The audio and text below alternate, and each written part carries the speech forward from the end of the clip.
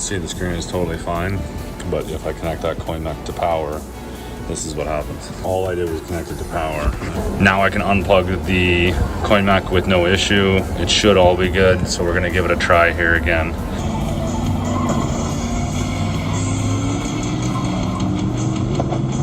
Okay, it's been a whole 10 minutes since I filmed the last video, but I have everything that I believe that I need to get this machine working, hopefully.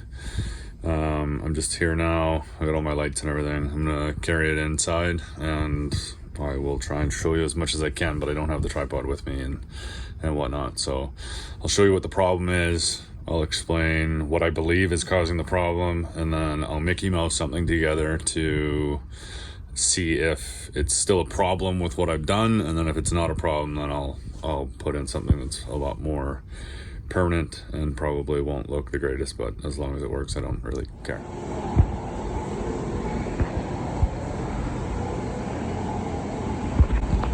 So what's happening is this screen constantly goes fuzzy, and I'm pretty sure it's that coin mech causing the problem, but I'll explain why here in a second.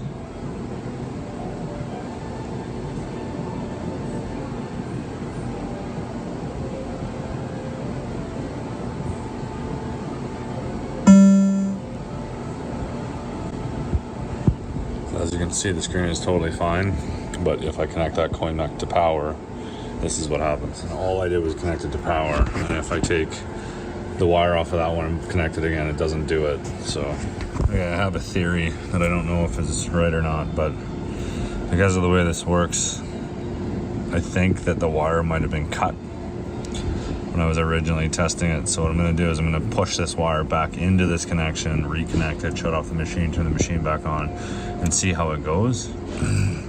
But I mean, if it still does it, then it's definitely, there's something wrong. I don't understand why, because like I said, the other one works perfectly fine, no issues at all, hooked up exactly the same way. Okay, so everything seems all right. The coin mech has power, but that does not mean anything, because before it was working and someone put in a coin and it stopped, it did the same thing. So I'm just gonna try multiple times, see if anything gets it to screw up again. I am back. So I finished all of the snack machines that we had to do in town.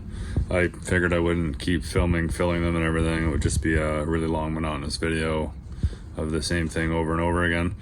So that's all done. Now I'm back at our location that has that broken machine. I brought a multimeter. We're gonna measure some voltages. We're gonna do some diagnosing and figure out, hopefully, what's wrong with this machine. If I can't figure it out, I will hopefully just bypass the way that I currently have it hooked up and get it done so that it works. I don't, like I said earlier, I don't really care how I get it working. I just want it working. It's an old enough machine that it doesn't really matter how we do it.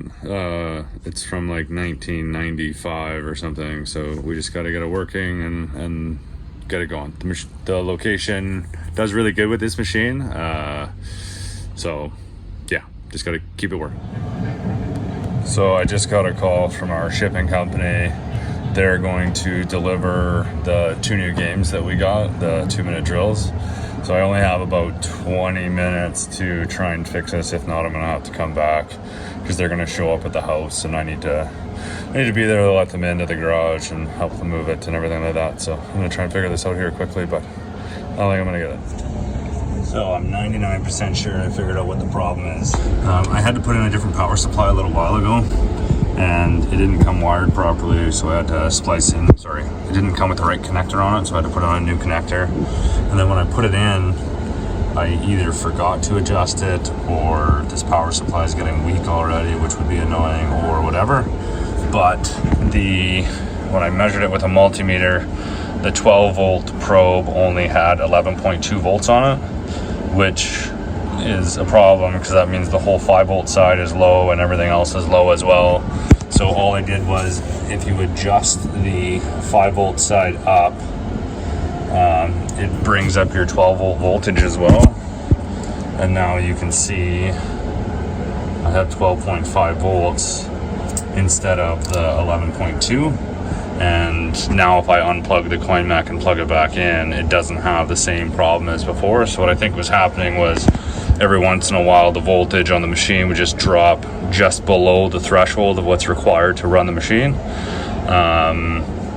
which would cause the problem. So now I can unplug the coin mech with no issue. It should all be good. So we're gonna give it a try here again, and I'm gonna run home to try and meet the truck before they get there.